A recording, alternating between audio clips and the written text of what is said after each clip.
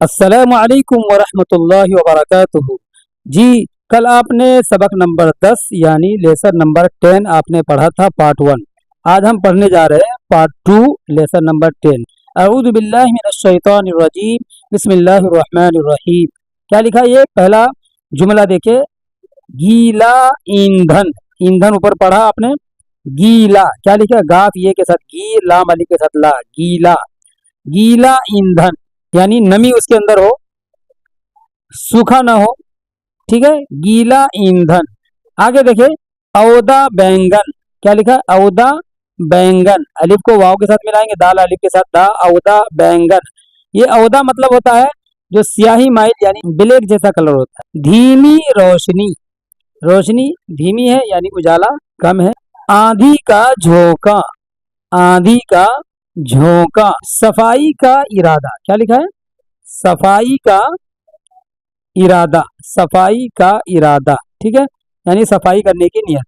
چراغ کی روشنی، چراغ کی روشنی۔ بینگن کس نے پکایا، کیا لکھا ہے، بینگن کس نے پکایا، یعنی بینگن ایک سبزی ہے جو کل اپنے الفاظ میں پڑھے تھے، اب اس کو کس نے پکایا ہے۔ آگے دیکھیں کانٹا کیوں چبھویا، کیا لکھا ہے، کانٹا کیوں چبھویا، جیسے کانٹا یا سوئی کسی کو چبھویا جاتا ہے تو وہی یہاں سوالیہ جملہ ہے، کیا ہے، کانٹا کیوں چبھویا۔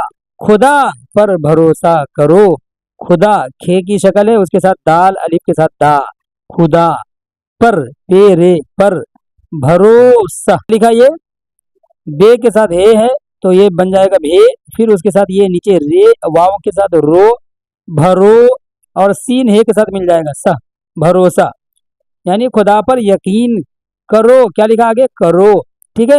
آگے دیکھیں گائے کھونٹے سے باندھ، گائے کھونٹے، میں نے سمجھایا تھا اوپر الفاظ میں، کھونٹا کس کو کہتے ہیں، جانور کو باندھا جاتا ہے، تو کیا بتا رہے ہیں یہاں، گائے کھونٹے سے باندھ، زیادہ بکھیڑا نہ کر، زیادہ بکھیڑا نہ کر یعنی زیادہ جھگڑے مت کر یا زیادہ مسائل کو پیچیدہ مت کرو۔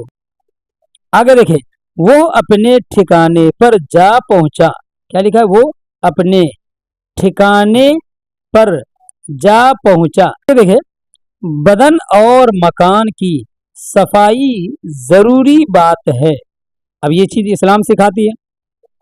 اللہ کے رسول صلی اللہ علیہ وسلم نے فرمایا الطہور شطر الایمان، پاک صاف رہنا آدھا ایمان ہے۔